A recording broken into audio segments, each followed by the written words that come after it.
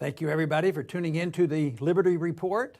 With me today as co-host is Daniel McAdams. And Daniel, it's good to see you. Good to see you, Dr. Paul. Very good. There's lots of things in the news this weekend and even last night dealing with foreign policy. Of course, we had a little discussion about what was going on in Cuba and trying to put a positive spin on that and hoping and crossing our fingers. But this is quite a bit different because this is a lot more stirring up problems, seems to be aggravating the situation, and it involves us in the Middle East once again. At the same time, the administration seems to be wanting to calm things down and have better relationships with a former communist, currently communistic country like Cuba. But anyway, several things have happened. You know, in the weekend, there were 2 Marines killed, and they were killed in Iraq, and immediately, you know, the announcement came, more troops, more troops, more troops. Of course, the neocons take the position, well, we should have never left, and we can talk about that in a minute about whether they should have never left, and is that all Obama's fault.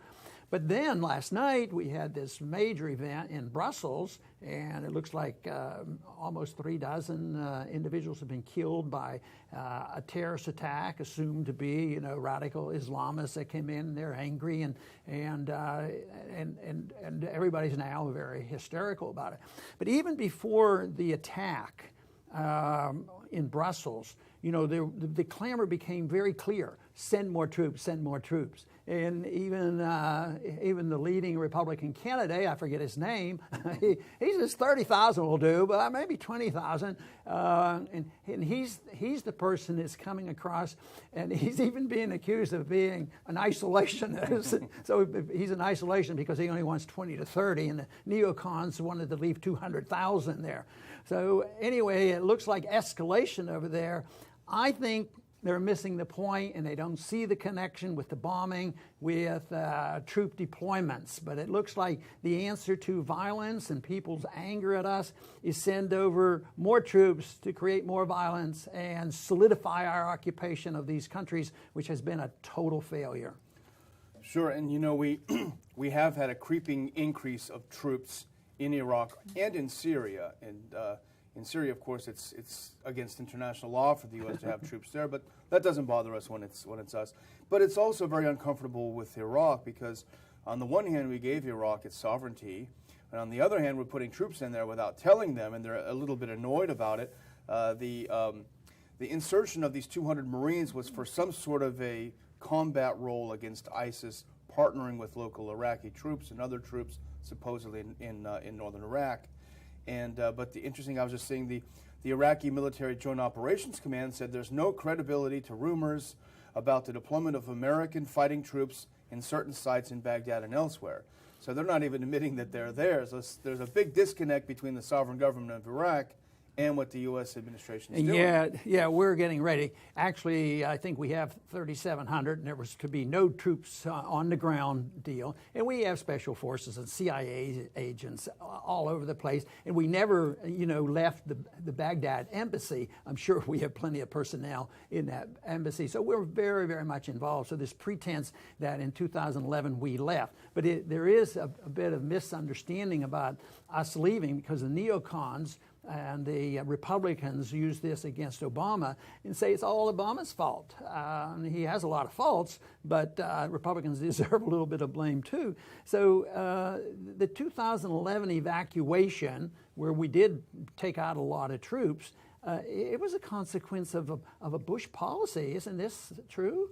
Well, President Bush was trying to renegotiate a new status of forces agreement with the Iraqi government. And under the existing status of forces agreement, U.S. troops were completely immune from prosecution for breaking Iraqi law. The Iraqis, now that they'd had their sovereignty, had also had enough of this impunity. There have been a lot of abuses by U.S. troops over there. And so that's the one sticking point, and the U.S. refused to budge. So because they couldn't reach agreement, the Bush administration and the then Maliki government in Iraq, the U.S. was forced, simply because the contract ran out, was forced to remove the troops. Well, you know, they didn't admit, I think, like you said, that we had that base there that was being targeted and where the Marines were killed. But they said some of this stuff is so ironic. When our government was confronted about this military base, this secret military base that the Iraqi government doesn't know about, and the American people don't know about, and then they get trapped and they said, well, first they argue, it was a lucky strike. It had nothing to do with a military target. Then we find out it really was. So our government comes back and said, oh yeah, it is a base. But we were planning on telling the American people about it and revealing that this base was actually there next week. So that sounds pretty typical of how governments operate in revealing the truth to the people. Yeah, a lot of contempt for the people. But you mentioned 3,700. I've seen a figure now that over 5,000 U.S. troops are in Iraq. More are coming, as you mentioned, now as a result of this. But also, in Peter Van Buren, we featured an article of his on our website. He pointed out that the number of contractors is increasing radically, much more than troops. As of January, 2,028 military contractors, U.S. military contractors, and 5,800 State Department contractors operating in Iraq. So you are creeping up with U.S. personnel in Iraq. It's a sort of a slow leak. And when there's casualties with contractors, they're not included with the military casualties. So when I talk about how many people died in our war since 2003, since we went back into the area, they say 4,000 here, 2,000 here, 6,000 or 7,000. But I always use the term more than 10,000, because if you add up all Americans, just because we hired them out as hired guns and they go over there and do the things the military is supposed to do, they're still Americans involved in our foreign policy, and they were killed over there. So it's a little bit more than they will admit to. But I think that the one other thing that they don't recognize is that what we do, we had a lot of troops there, and we won the war and gave the security to the Iraqis and made the country worse than ever. And then we talk about this tokenism, no boots on the ground, but a little bit here, a little bit here, and now more and more. But they have no evidence that this can be helpful.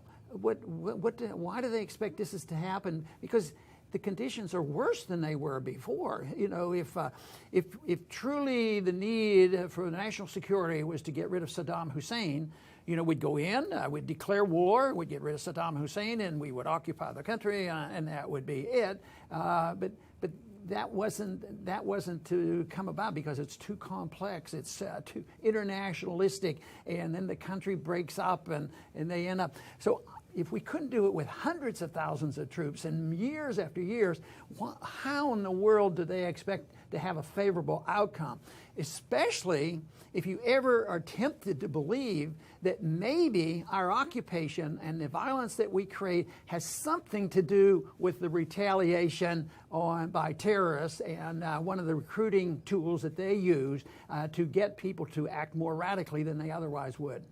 Of course, and the illogic of the whole situation is, if the original U.S. invasion of Iraq in 2003 under false pretenses everyone knew was a lie, if that was very fundamental in creating what became ISIS, then how we're going back in a limited way eliminate ISIS? If force creates ISIS, how can more force eliminate? It doesn't make any sense. If anything, as you point out, we're providing an excellent recruiting tool. They're coming back. You better join us. See, the foreign policy in this country is so well controlled by one element, that is world empire and occupation, that any suggestion of that is just, it's blasphemy, it's treasonous to suggest that maybe it's a reaction to a bad policy in this country. You blame all Americans for this. No, I blame those people who control our foreign policy, and they control it in both parties. That's why I get a lot less excited about arguing who exactly is going to be the next president, because the dark state, the black state, are capable. But there's a hidden government, the shadow government. They have so much power and control. They can't control the CIA, and if they want to create an event, they will, and they can rouse up the people. And even now, the people want something done. They said the fact that this has occurred is probably going to boost Trump, because he wants to be the tough guy and send in 30,000 to take care of them. So the people, if they're scared, they will react. And even though there's still a strong sentiment in this country, they don't want boots on the ground. They don't want to see more Americans killed. The American people feel that way, and yet here we go pursuing it once again.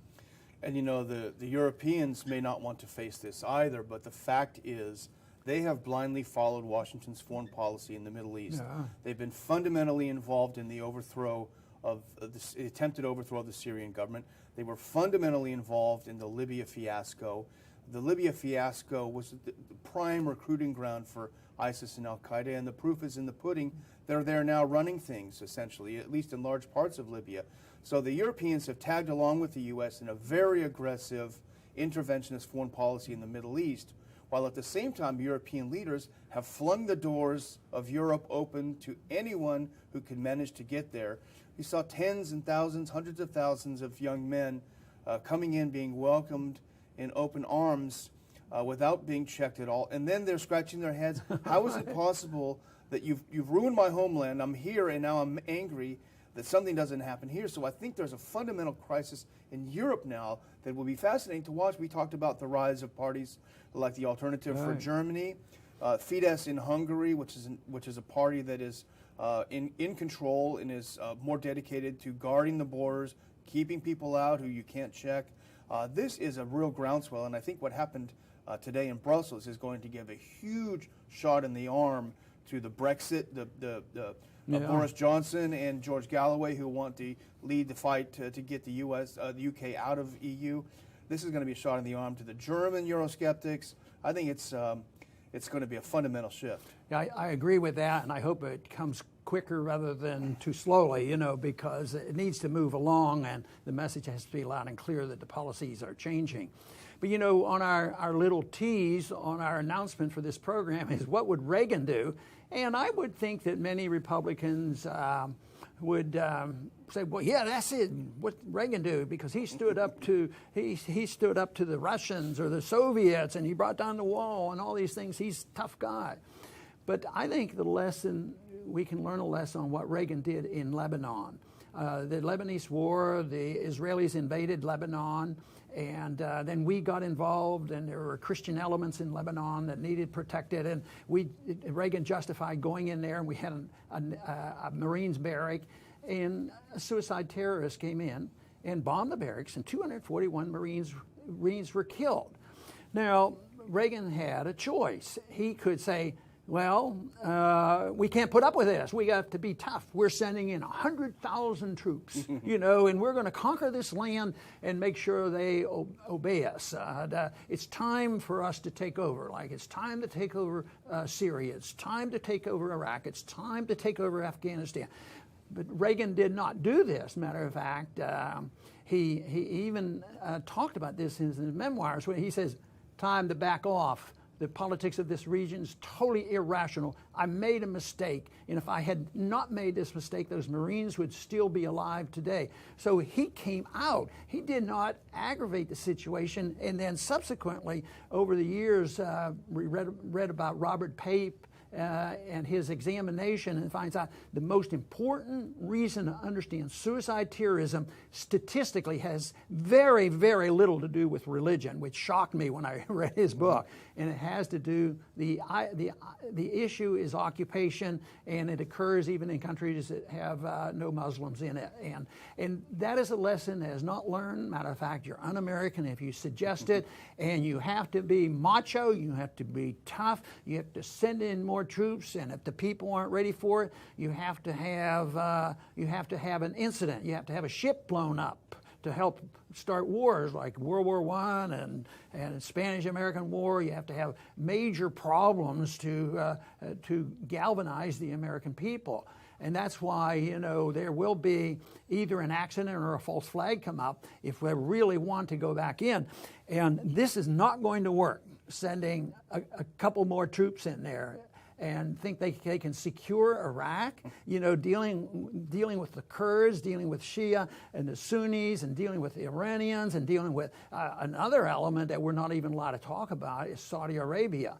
Saudi Arabia, they're pretty good friends of ours, and we tend to help them. They're close allies. And then we go down there and we say, well, we have to lecture these Cubans. They don't have perfect human rights down there. Why don't we send you Cubans over and study the human rights of Saudi Arabia, because they're our best friends.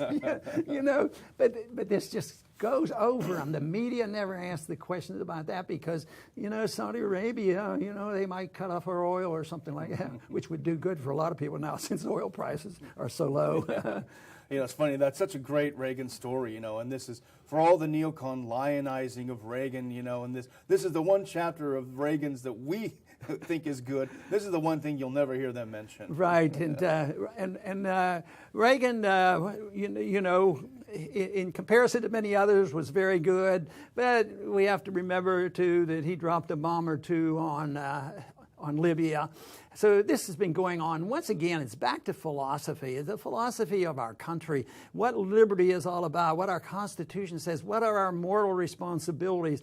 But they put this in light that we should be involved for moral reasons. We have to go and occupy because there's some imperfections in this country. But that's like arguing that individuals have their imperfections. What they do is they drink alcohol and gamble and do all these things, and we have to,